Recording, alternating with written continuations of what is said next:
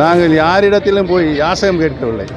எங்களை இணைத்துக் கொள்ள வேண்டும். அவர்களாகவே சொல்லுகிறார்கள். அது தேவையில்லாத பிரச்சனை. இரட்டை சின்னத்தை கைப்பற்றி அதில் போட்டியிடுவீர்களா? 2026 சட்டமன்ற பொதுத் தேர்தலுக்கு முன்பாகவே இணைப்பு உறுதியாக நடைபெறும் என்று தெரிவித்துக் கொள்கிறேன்.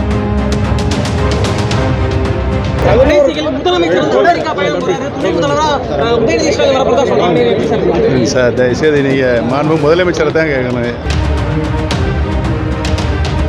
சசிகலா வந்து இணைக்கிறாங்க திட்டமே இல்லைன்னு அவங்க சொல்றாங்க சார். திட்டமா சொல்லியிருக்காரு.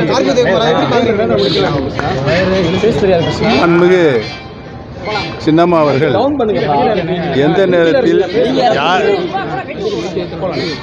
நேரத்தில் யாரிடத்தில் அதிமுகவில் என்னை இணைத்துக் கொள்ளுங்கள் என்று சொன்னார்கள். அவர்கள் எந்த கோரிக்கையும் வேண்டுகோளும் வைக்கவில்லை. பிரிந்து கிடக்கின்ற அனைத்து இந்திய அண்ணா முன்னேற்ற கழகத்துடைய சக்திகள் பிரிந்து கிடத்துவதனால் 10 தேர்தலில் வெற்றி வாய்ப்பை நாம் இழந்திருக்கிறோம்.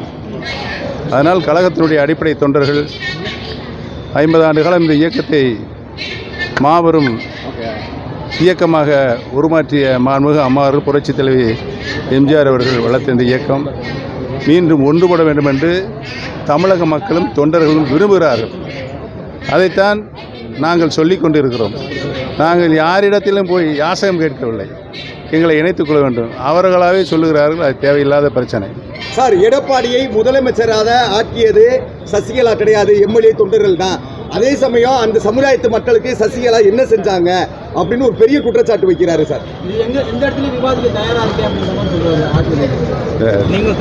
நான் ஏற்கனவே சொல்லிவிட்டேன். உதயகுமாருடைய பேட்டிகளுக்கெல்லாம் பதில் சொல்லுகின்ற நிலையில் நான் இல்லை.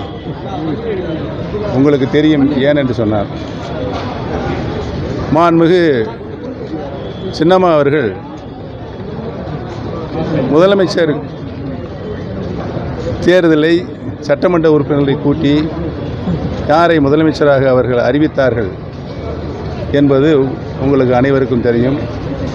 அந்த நேரத்தில் திரு எடப்பாடி பழனிசாமி எப்படி நடந்து கொண்டார் என்பது உங்களுக்கு நன்றாக தெரியும். நான் அதை கொச்சைப்படுத்த விரும்பவில்லை. இந்த நேரத்தில் எடப்பாடி பழனிசாமி விரும்புகிறாரா சார் சசிகலா? அவர் தான் நீங்கள் கேட்கணும். மதுரைக்கு அடிக்கடி வர்றாருல. அவருக்கு இவ்வளவு பிரச்சனைகள் நடந்துட்டு இருக்கிற பொழுது நம்ம என்ன விதமான புது முயற்சிகளை மேற்கொண்டு அந்த அதிமுக என்னும் பெரும் இயக்கத்தை கைப்பற்ற போறோம்? மிகப்பெரிய சோர்வா இருக்கிற மாதிரி சசிகலா மேல பெரிய நம்பிக்கை வைத்திருந்தாங்க. உங்க மேல பெரிய நம்பிக்கை. ஆனா அந்த நம்பிக்கை ஃபுல்லா தொண்டர்களுக்கு பெரிய இருக்கு. அடிப்படையில் கட்சி இணைவதற்குரிய அடிப்படை வேலை நடந்து கொண்டு இருக்கிறது. விரைவில் நடக்கும். ஒரு வருடம் இந்த பொது தேர்தலுக்கு ரெடியாயிருமா, தயாராயிருமா? பொது தேர்தலில் இரட்டை சின்னத்தை கைப்பற்றி அதில் போட்டியிடுவீர்களா? 2026 சட்டமன்ற பொதுத் தேர்தலுக்கு முன்பாகவே இணைப்பு உறுதியாக நடைபெறும் என்று தெரிவித்துக் கொள்கிறேன். இன்னும் உச்ச நீதிமன்றத்தினுடைய அறிவுறுத்தலின்படி அனைத்து இந்திய அண்ணா முன்னேற்றத்தினுடைய அனைத்து வழக்குகளும் தற்காலிக வழக்காகத்தான் இருக்கின்றது கோர்ட்டுகளில். சென்னை உயர்நீதிமன்றத்தில் சிவில் சூட்டில் அனைத்து வழக்குகளையும் விசாரிக்க வேண்டும் என்று உச்சநீதிமன்றம் அறிவுறுத்தப்பட்டிருக்கிறது.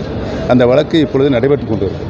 நீங்க பெருந்தன்மையோட இணைப்பின் பொழுது எடப்பாடியும் இணைத்துக் கொள்ள தயாரா? நீங்க உங்க ரெட்டலை கைப்பற்றிட்டீங்கன்னா எடப்பாடி இணைச்சிக்குவீங்களா? அது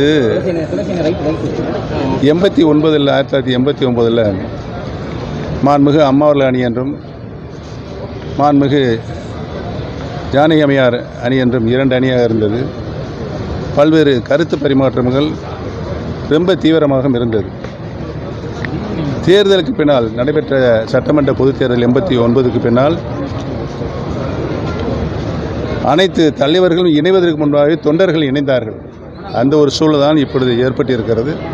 தொடர் தோல்விக்கு காரணம் கழகம் பிரிந்திருப்பதுதான் என்பதுதான் தமிழக மக்களுடைய கருத்தாக இருக்கிறது. இன்றைக்கு நடைபெற்று கொண்டிருக்கின்ற ஆட்சியினுடைய அவலங்கள் நீக்கப்பட வேண்டும் என்று சொன்னால் அனைத்து இந்திய அண்ணா முன்னேற்ற கழகம் ஒன்றுபட வேண்டும் என்றுதான் கருத்து.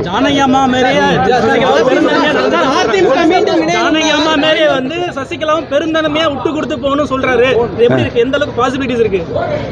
ஜானகி அம்மையார் 1989 நடைபெற்று முடிந்த சட்டமன்ற தேர்தலில் மாண்புமிகு அம்மா அவர்களுக்கு தான் கட்சி தொண்டர்களும் பொதுமக்களும் ஆதரவு இருக்கின்ற தெரிந்தவுடனேயே 2 கோடி ரூபாயை கட்சி வளர்ச்சிக்காக தந்து கட்சியும் நீங்களே நடத்திக் கொள்ளுங்கள், வருகின்ற தேர்தலில் உறுதியாக நீங்கள் வெற்றி பெறும் என்று ஆசை வழங்கிவிட்டு சென்றார்கள். அதற்கு எதிர்க்கல. அதே புரட்சி வந்து சசிகலாவிட்ட இருக்குன்னு நினைக்கிறீங்களா நீங்க? யாரு? அம்மா கிட்ட அன்னைக்கு இருந்த கிரேஸ் வந்து இப்ப சசிகலா மாவட்டம் இருக்குன்னு நினைக்கிறீங்களா? மாண்புமிகு சின்னம்மா அவர்கள் எடுக்கின்ற முயற்சி நல்ல முயற்சி. அவர்கள் சுற்றுவனம் சென்று கொண்டிருப்பதற்கு நான் உண்மையிலேயே அவரை வாழ்த்துகிறேன். நீங்க போய் join பண்ணுங்க. சார், நீங்க ரெண்டு பேரும் மனதால ஒன்றிய join பண்ணுங்க. அந்த புரட்சி கட்சி அனைத்து இந்திய அண்ணா முன்னேற்ற கழகம் மீண்டும் புதுப்பொலிவுடன் சார், சட்டமன்ற தேர்தலில் மகத்தான வெற்றி பெறுகின்ற நினைக்கின்ற அனைவரும் இணைய வேண்டும் என்றுதான் ஒண்ணே ஒண்ணு சார், மனதால சசிகலா அம்மா நீங்களும் ஒன்றிணைந்தால் கூட நேரடியா பொது மேடைகள்ல ஒண்ணா சந்திக்க முடிய மாட்டேது. ஒரு பெரிய சுற்றுப்பயணம் உறுதியாக. அதுல போய் நீங்க கலந்துக்க மாட்டீங்க. உறுதியாக அவர் இப்போ சுற்றுப்பயணம் சென்றிருக்கிறார். நான் நீங்க கலந்துப்பீங்களா? நீங்க சொல்றேன். மனதளவுல ஒன்றிப்பையா இருக்கீங்க. ஆனா யாராவது ஒருத்தர் கேளுங்க. ஒற்றுமை பேசுறீங்க. ஒருத்தர் கேள்வி கேட்டு நான் பதில் சொன்னது பின்னால் இன்னொருத்தர் கேள்வி கேளுங்க. குழப்பமா இருக்கு ஒரே. சொல்லுங்க, கேளுங்க. நீங்கள் அந்த பயணத்தில் சேர்ந்தீர்களா? உங்களை எதிர்பார்க்கலாமா அவரோட இணைந்த மேடைகளில்? இல்லை, மாண்புமிகு சின்னம்மா அவர்கள் தனியாக இப்பொழுது மக்களுடைய கருத்தை அறியதற்காக சென்று கொண்டிருக்கிறார்கள். நான் கடந்த உங்களுக்கு தெரியும் 2 ஆண்டு காலம் தொண்டர்களுடைய உரிமையை மீட்கின்ற குழுவாக அமைத்து போராடி கொண்டிருக்கிறேன். ஆக 2 பேருடைய எண்ணமும் இலக்கும் ஒன்றுதான்.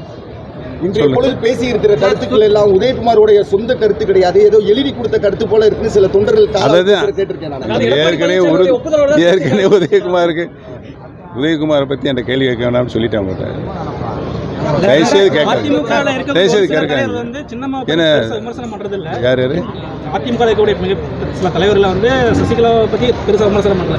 ஒரு சில தலைவர்கள் மட்டும்தான் வந்து ரொம்ப விமர்சனம் பண்றாங்க. நான் நடந்து வந்த பாதையை திரும்பி பார்க்க வேண்டும், யாராக இருந்தாலும். 2026 நீங்க எங்க சார் இருப்பீங்க? 2026 எலெக்ஷன்ல நீங்க எங்க சார் இருப்பீங்க? நான் எப்படி சார் இருக்கும்? நான் ஏற்கனவே இது குறித்து உறுதியான என்னுடைய நிலைப்பாடை சொல்லிவிட்டேன். என்னுடைய இரத்தம் அனைத்து இந்திய அண்ணா முன்னேற்ற கழகத்துடைய இரத்தம் என்பதை சொல்லிவிட்டேன். பட்ஜெட்டோட எக்ஸ்பெக்டேஷன், உங்களோட எக்ஸ்பெக்டேஷன், நீங்க ஈத்துறை அமைச்சரா ஒர்க் பண்ணிருக்கீங்க பல ஆண்டுகளா. பட்ஜெட் வர தாக்கல் பண்ண போறாங்க, உங்களோட எக்ஸ்பெக்டேஷன் என்னவா இருக்கு? நடைபெற்று கொண்டிருக்கின்ற ஆட்சி சட்டம் ஒழுங்கை காப்பாற்ற தவறிய ஆட்சி, போதை நடமாட்டத்தை கட்டுப்படுத்தாத ஆட்சியாக தான் இன்றைக்கு நடைபெற்று கொண்டிருக்கின்றது. இன்றைக்கு நடக்கின்ற அரசு நிகழ்வுகளில் அது வெளிப்பாடாக இருக்கிறது. மக்கள் கடும் கோபத்தில் இருக்கிறார்கள்.